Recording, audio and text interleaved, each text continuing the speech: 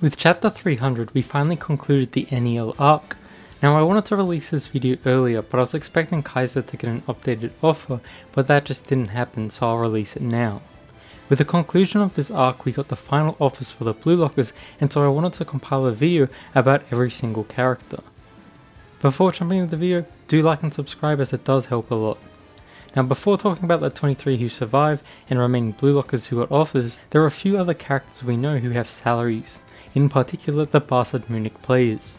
With Kaiser we know that his latest offer was from Real with an increase to 320 million, and has the highest offer in the series so far, but that was off his Uber's performance. In the PXG match he awakened and showed off his Magnus shot, which should theoretically give him a larger bid because he showed continuous growth in the match, but we don't know if he did actually get an increase. Similarly we have Ness. Now he started off with 50 million and so far he has not gotten an increase in any game, but he could since he had the final assist in the match. That being said, he was dead weight for most of the game even if he clutched the ending, and so it may balance out in a way where he doesn't lose his offer for playing horribly. With this offer he would be around rank 12 for the Blue Lockers and still had a decent offer. What will be interesting is what happens to the team since Kaiser may leave and ditch him and he may be stuck playing with Isagi, someone he isn't fond with. Next up we have Grim with an offer of 40 million. We know at the beginning of the arc that he was stated to have a large offer already. He was kinda sidelined since the first match and benched eventually in the NEL, but his value would rank him slightly above Hiori and matching Niko's offer. Another thing is I don't actually know what his colour scheme is, but that's not that important. The other two players we know who have offers are Birkenstock and Mensah. I think these two are the characters most people didn't even know had offers, but in the Ubers game we have Lorenzo dribble past everyone saying their salaries. However he mentions two unknown offers in the match, being 27 million and 30, and since we know everyone else's offer in the game besides that duo, that means these are their offers.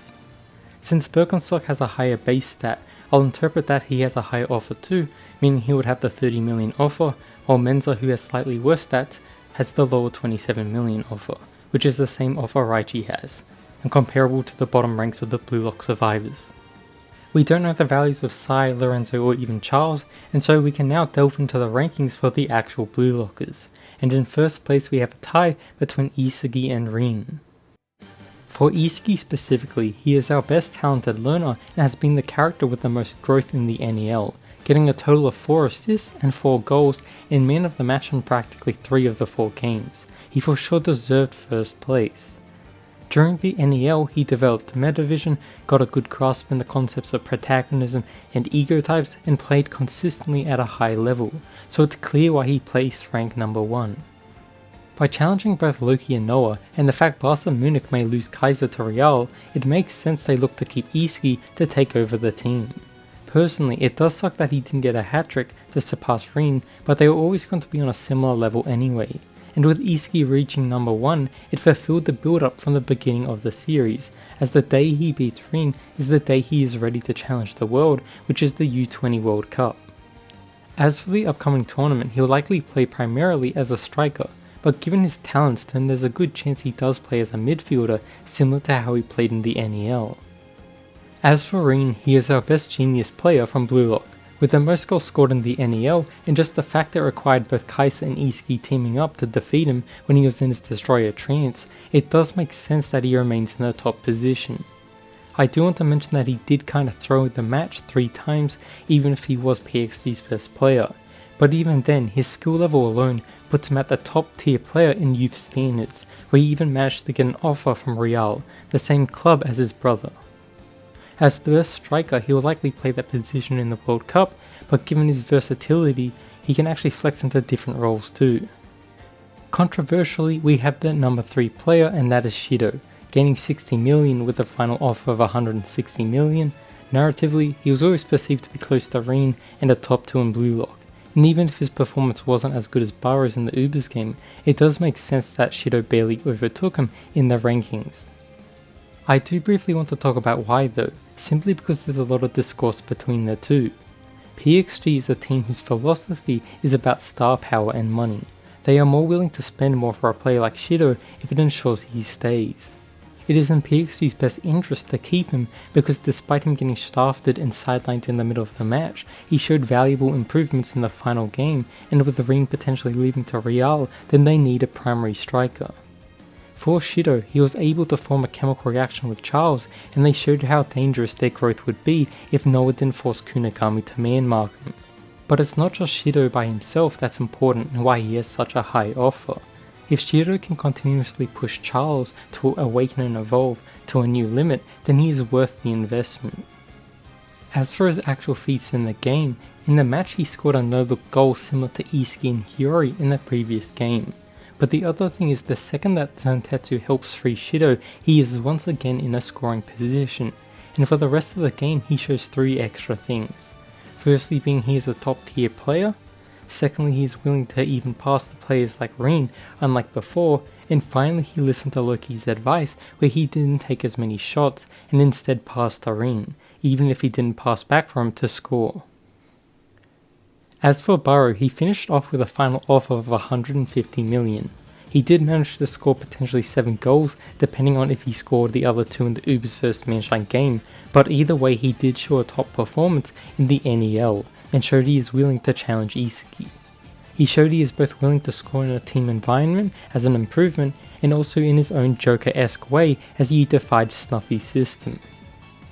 I do believe he was lowballed given he was potentially the top scorer in the NEL, but it also makes sense. When he scored 2 goals he only gained 30 million compared to Shidou's 60 for a singular super goal, but I think it stems from the fact they lost the match, and it's as Snuffy says, Barou must take responsibility if they lost, which they did. Then for the Manshine game, he plays against an underperforming Manshine, and so it's harder to look even better and get a noticeable bump compared to if you clash in a competitive match like Barca Munich vs PXG, so I can understand why he isn't top 3 and Shidou beat him, but with that said, 4th is still good and he had an amazing arc. Both are top tier and realistically the top 4 will be our primary strikers coming into the U20 World Cup. Next up as rank 5 we have a salary of 120 million and we have Bachira. I doubted he would win in the game, but I'm so glad he did because he deserved the victory so much. He was FC Barca's ace, where he learned to embrace his monster and was a starter instantly, where he scored in every single game he played, including scoring a brace, plus an assist to win against Manshine. Similar to Barou, it does feel like he was a bit lowballed, but seeing as he could only beat a weak Manshine, then it does make sense why his offer was so limited. We all know he is Blue Lock's best dribbler and has shown some of the best individual abilities since the beginning of the series, and coming to the U20 World Cup, his offensive abilities will be useful as a striker, but I'm expecting him more to be a winger or midfielder. Similar to Bachira, we have Chigiri, who also had a great performance in the NEL despite Nagi and Ryo dragging the team down when they were slumping, and so doing so he earned himself a solid 90 million offer. It's no shock he is this high given he scored 3 times and is an incredibly reliable player. During the NEL he developed his 44 shot and his use of speed will always be useful in a team. He's shown he can play on both wings, so I do think that will be his position going forward. Ryo was the other useful Manshine player and earned himself 78 million. He was probably Manshine's most consistent player as he showed metavision, a stronger body and controlled the midfield reliably in the first game. But from what I can tell from the 2 following games is he had a horrific performance. Then in the final game he assisted Chigiri while also mimicking Otoya's goal by scoring off Chris's assist to secure himself a spot in the top 23. His character always hovers between embracing himself as a striker, trying to score, but also a super talented midfielder, and so coming to the U20 World Cup there's a good chance he primarily plays as a midfielder, but also gets a goal or 2. Without Nagi in the roster holding him back, there's a good chance he continues to improve, and I'm excited to see how his journey continues. I don't think he will be a starter in every game, as you will likely have other midfielders like Karasu and Hiori, but he will likely play in a good chunk of matches. In rank number 8 we have the last egoist full member with Kunigami, where he got a final offer of 66 million, a mere 16 million increase from his previous offer. He's probably the character I think underwhelmed me the most, but his arc isn't complete yet, so we will see what's left for him going forward. He did manage to score twice in the NEL and even assist the Isagi in the final game, and was a huge reason why Shidou was effectively removed from the game. So it's not like he didn't contribute to Barca Munich's victory, but I do think he was lowballed given his performance and how necessary he was in winning the match. As for his future role, I'm not sure how he'll fit into his team's formations. Like, he was primarily defending against Shidou, but that was purely out of spite, and usually his character is primarily a striker, but we already have Shidou, Barou and Rin as the better strikers for the team. Getting a high offer of 63 million, we have Otoya in 9th place. Being referred to a fraud for the majority of the NEL, he surprised everyone as he outmaneuvered Chris with his off-the-ball movement to score for Barca. He was the starter for all 4 games where he scored 2 goals in the NEL and potentially a lot of assists for Bachira, and so he beat the fraud allegations and definitely deserved his current offer. I did expect for a bigger jump than 21 million, but once again I want to emphasize that his best feats were against another trash team, which probably limited how much he got. As for his future role, he'll probably play as the right wing or right back like he has played in most of his other games. Our best defender in Blue Lock is Aiku, who plays for Ubers, and so there's no increase for him, but he still earned himself a solid 16 million offer. He probably is the character alongside Isagi I see playing as a starter in every game in the U20 World Cup, as he has great physical abilities while also having great analytical abilities including metavision. There's not much to say about him because we all know he's our best centre back and in general a very strong addition to the squad. The only thing I want to briefly mention is I do wish he got an 80 million offer like Lorenzo said in the previous game, but it is what it is. It's not like defenders are rated that highly anyway in this series. In 11th place we have Karasu with an offer of 55 million. Throughout Blue Lock he's always been a very analytical player, and we see this explored as he displays metavision in the PXG vs Barca Munich game. He was probably the 3rd best player and just consistently good with his positioning, ball control and defensive capabilities, and I see him continue playing as our starter defensive midfielder like he has since the U20 game. Next up we have our capable goalkeeper in Gagamaru, who got an offer of 50 million. With some of the most insane as a goalkeeper while also probably being the best goalkeeper in the NEL, he'll continue playing this role in the future. I'm surprised he got a large offer given he only saved 1 shot in the final game and thought he had a better performance than the Ubers, but he definitely deserved 50 million overall in the NEL. I would like if he expanded his skill set and played as a sweeper keeper in the game, but in general his Blue Lock's go-to goalkeeper, where he will play in every single game besides probably one where Fukaku will take over. Our other reliable defender is Aryu, who got an offer of 45 million and plays strength 13. He may have had a fairly invisible game in the Ubers game, but he was a starter in all 4 games, so it does make sense his offer is this high. He's a left-footed centre-back with great physique, in particular his aerial ability, and makes a good pair with Aiku, where I think he'll be a good starter for most of the future games as a centre-back. Under Snuffy's teaching, he was training with the other important defensive players like Aiku and Niko, and so I'm expecting a more impressive showing going forward from him. In rank 14 we have my favourite character, Yukimiya, getting an offer of 42 million, likely from Ajax. The team will likely give it their all to keep him as they see great value in him, and even willing to help him with his eye condition. Scoring the game-ending goal in the Mannstein game, he did show he is a top 3 dribbler in Blue Lock, while also showcasing his scoring abilities, whether it be in his gyro shots or his newly developed Predator Eye. I must say his Ubers performance was underwhelming, but not as bad as his PXG's performance, where he only subbed in to briefly show his Predator Eye and just glazed Isagi's ability to evolve teammates. He primarily plays on the left side of the pitch, where his offensive abilities are incredibly high, but also good enough defensively, and so I can see him be a type of left winger or a wing back. Rank 15 we have Niko, where he plays for Ubers, and so there's no increase off of him in the final round.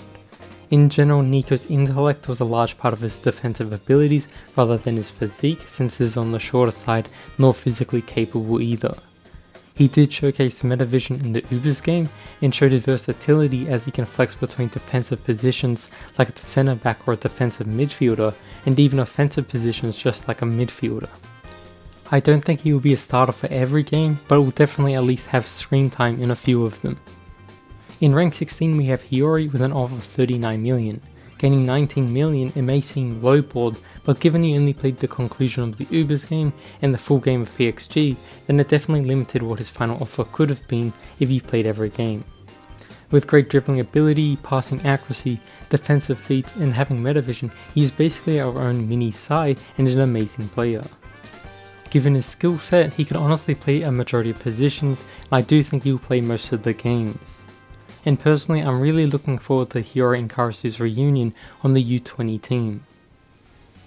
Sendou managed to get a final offer of 37 million. He was the ace of the old U20 team and plays best as a secondary striker or midfielder, as we saw when he teamed up with both Shidou and Barou. He did manage to score a hyena goal, which was a hybrid of Isagi's luck goal and Barou's goal in the U20 match, which was pretty hype because I had little expectations for him. Given how stacked Blue Lock's offensive side is, I doubt he plays in many games, but he should be good enough to at least sub in or start in a few of them depending on the formations of the teams. He's also shown some fairly clutch saves defensively, so I could see him having a non-static and flexible position in the roster. Kurona got a small 1 million bump to 35 million, which does make sense given he subbed in and ran out of gas fairly quickly. Throughout the NEL, he was Isagi's reliable teammate and even got an assist in the Uber's game. Overall, his specialty in tight spaces, his speed and passing makes him a reliable offensive player. However, I do want to mention his defensive abilities are on the weaker side, and since he does get a cramp and run out of stamina rather quickly, he will likely just be a sub player. I think he's more of a midfield and right wing player rather than a right back like in the NEL, as his defensive abilities aren't the best. But since this was his primary position in the NEL, then there's a good chance he continues playing that spot. In rank 19 is the other speedster Zantetsu, getting an offer of 33 million. I've seen a lot of queries why he managed to get a fairly large increase, but he was incredibly solid in the game. The amount of times he gives Ness a hard time is fairly comical because it seemed like he had a personal agenda or something. But even besides that, he was clashing with Kunigami, Hiori, and even initiating counterattacks. Chigiri may be better than him, but he is a left-footed player, meaning you can place him on the opposite sides of the pitch. Plus Zantetsu is really good defensively, as opposed to Kurona, who is more efficient offensively. In rank 20 we have Fukaku, who keeps his 28 million offer. I'm still shocked this guy made it with no on-screen feats, but seeing as he played against Manshine, it indicates there's a good chance he stopped Nagi multiple times to earn a spot. It just sucks he didn't stop Hiori's shot or show anything in the Ubers game where we can actually see him perform. He is our second goalkeeper and I only really see him sub in when Gagamaru gets injured for maybe one game, and another as a starter because for the most part, Gagamaru is just a better player. My early prediction is he will be a sub against another AFC team who they lost to the previous year, where the old U20 players like Aiku, Sendou and Fukaku awakened to win the game. Raichi Jingo is ranked 21 with a 27 million offer. Given Tokimitsu is eliminated, he is our remaining stamina monster who is persistent in his defense. He is a bit of an idiot and relies more on his physical abilities, so it's unlikely he starts over some better midfielders like Ryo and Karasu, but in general he'll be playing defensively. Personally, I'm hoping for a sexy goal from him even if it's unlikely.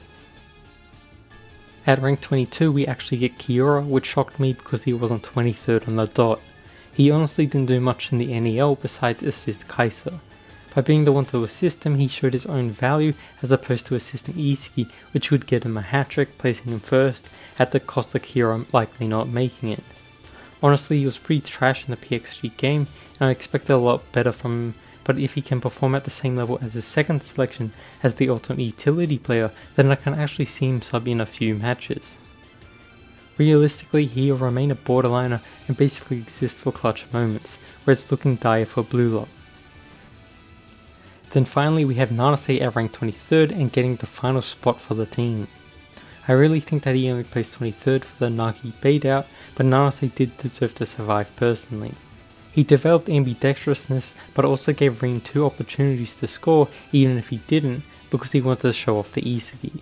That being said, he still is probably the worst in the 23, and I struggle to see how he actually fits into the team, given he isn't really good defensively, nor is that smart either. So I can only expect him to be a sub player in a game or two, and basically never be a full-time starter. With those 23 now said, we finally get to the locked off players who won't play in the U20 World Cup. In 24th place and an offer of 24 million, we have the shocking elimination of Nagi. Unless you were the wise or in the minority, I doubt you saw this coming. In retrospect, it's not a surprise that he got eliminated given his downfall was emphasized, but it is sad to see him go, especially since he is one of the characters who grew on me the most. We only saw a glimpse of the final game, but with Ego's comment about his performance and the drastic salary drops, it's evident that he played horrible in 3 of the 4 games. He's definitely better than like half the cast, especially if he develops correctly, but unfortunately it's the end for him at least for now. With the latest chapter 300, we do see his eyes reignite, and so there's still hope for his future, but for the upcoming U20 arc, he won't participate. Next up we have Tokimitsu, who got an offer of 22 million, a 1 million decrease from the previous game. Coming to the match I expected him to survive, but he just performed so poorly and was so irrelevant that I'd be lying saying I'm shocked he didn't survive. If he had a singular positive feat, like winning the duel against Kurona, or stopping Isagi or Kaiser at least once, he could have easily survived, given he already had a decent offer, but he couldn't improve. Similar to Nagi, it's over for him now, but I do think he'll come back later in the story, but this time hopefully he actually gets development. In rank 26 we have Hayate, and he's probably the biggest shock being ranked this high. Like I always assumed the Iron Wall were better than him, given he didn't do anything in the U20 match, but it looks like he did develop and improve in Barca. Next up we have Niou with an offer of 18 million. Losing all 3 games he played, it does make sense he didn't get a high offer, especially since he plays in a defensive position, so it's his job to stop them. He did get a pretty big increase in the final game, but it still wasn't enough to survive. In 28th place we have Darai with an offer of 15 million, which surprised me most, since he didn't get an increase at all. From what we can tell, Hayate and Darai played together in the second game, and then in the third, the team had a complete change in formation. Then in the fourth game, they went back to just using Hayate and Darai. But he didn't get an increase despite winning, so did he accept his original offer, or just didn't get any bids higher from his previous offer? But either way, his offer was too low to survive. In 29th place we have Hiiragi with an offer of 11 million. He seemed to play as a defensive midfielder as he replaced driver, but similar to Niou, he lost all 3 games he played, so it does make sense why his offer was so low. At least he got to witness Nagi's elimination firsthand, although he joined him getting eliminated too. Thinking about it, if the U20 members weren't invited to the NEL, then he would have been ranked 23, but yeah, it doesn't matter, he's gone. Back on track we have rank 30 with Wanama getting an offer of 8.2 million, which is a reference to his birthday. I'm a little upset he didn't play in the final game, given I wanted to see a final moment between him and Chigiri, but I guess not. He was always expendable, so it does make sense he gets eliminated now. In rank 31 we have Himazu with an offer of 7 million. Maybe that's a reference to having a rank 77 jersey, but at least he played in a singular game against PXG. He seemed decent in episode Nagi, but that's only second selection feats, which is meaningless at this point, and so he didn't survive. In rank 32 we have Haiji with 6 million. Similar to Himazu, he only played in 1 match, but the difference is we know nothing about him at all, and since he doesn't play against Nagi ever, then we may never actually see him play. In joint rank 33 and a 5 million offer, we firstly have Cho. He played in the PXG vs Barca game, where I'm guessing he was part of Shidou's system, and so was deemed useless when PXG merged factions. Then we have Wakatsuki get the same offer. He got benched so quick in the U20 game that I'd be shocked if any of you actually remember who he was, but he did briefly play in a singular game as a midfielder, but this guy always sucked and was never gonna survive. At rank 35 we have Kitsune Zato. Similar to the previous 2, he was the weak link in the team and really showed nothing in the U20 game. Playing a singular game and getting a low offer of 4 million, he is eliminated and there's nothing else to say. In rank 36 we have the lowest offer in the series, and we have Nishioka, aka Aomori's Messi. He's a complete meme character and is always sidelined and intentionally hidden, whether it be in the Manshine chapters or even when other characters were walking off the pitch. Given he didn't get an increase in the final game, there's a decent chance he did not play at all, although he could have been like Darai where he did play, just didn't get an increase. Joining him at rank 36 we have Igaguri. Coming to the final game as a clutch to stop Rain twice by baiting fouls, he did show some use. However, it's like Nawa said, he isn't good enough besides baiting like that, and once found out, he is worthless. He did get an offer so he can play as a pro, so it's not the worst outcome because he doesn't have to resume his temple duties. but now comes the worst characters in Blue Lock, as they are the ones who did not get an offer at all and likely didn't touch the pitch once. The first player is Bayern Munich's Neru Tepe. He is who I believe is the biggest waste of potential in the NEL. Coming in as the third best player for the team, he fell off and didn't sub in any game. It's unfortunate that he's the only U20 player without an offer. Like even people as bad as Wakasuki got to touch the pitch at least once, but it is what it is. Personally, would have loved to see him contest in speed against Chigiri or Loki, or just used as an actual defender for Bayern Munich. Coming to the final matches, we knew Ubers had gotten their final offers, and so we know 3 players didn't get any offer at all. Probably the most important of them was Ishikari, who at least was capable in the 3rd selection and on the bench for the U20 game. I honestly thought he would get at least an offer, so I was disappointed he got photorized, but judging by his Ego's Bible profile, it looks like he quit to pursue basketball instead, so at least he has that going for him. Saguma is the next Ubers player who we saw in the 3rd selection, however he was useless and I'm not shocked he didn't get an offer at all. Similarly, we saw Tanaka briefly play in the Team A vs Team C match, and he just struggled against Ishikari throughout the match. We will probably see him in episode Nagi later, but overall both Saguma and Tanaka were always on the weaker side, so them not getting an offer makes sense. As for PXG, we also have Endoji Akira. My channel was based on this guy's character, but unfortunately he didn't get a sub in. Realistically, he was never going to actually play, but I had a slimmer of hope he would be a goalkeeper to save at least one shot and get the spot over Fukaku. But at least he plays on Nagi's team in the 3rd selection, so he may actually see him. The other PXG member with no offer is Yuzu. He didn't do anything at all in the series, and he's the only character Nagi never interacted with, or potentially would. I'm not shocked he gets eliminated given he had nothing going for him at all. The only FC Barca player with no offer is Sakura. He had nothing going for him and even got skipped in episode Nagi, so I'm not surprised he had no offer. Like we won't even know what his actual skill and weapon is. The final team with no offers is Manshine, and we have Saramadara. Similar to Saguma, he did nothing in his 3rd selection match, and so I'm not shocked he got no offer. The final player in Manshine who didn't get an offer is Sunzaki. I'm a bit surprised since I did expect him to get something, but he does have an episode Nagi where we will see his match and potential characterization. With that being said, every character is now complete and I can conclude the video. So thanks for watching, take care and Buddha be praised.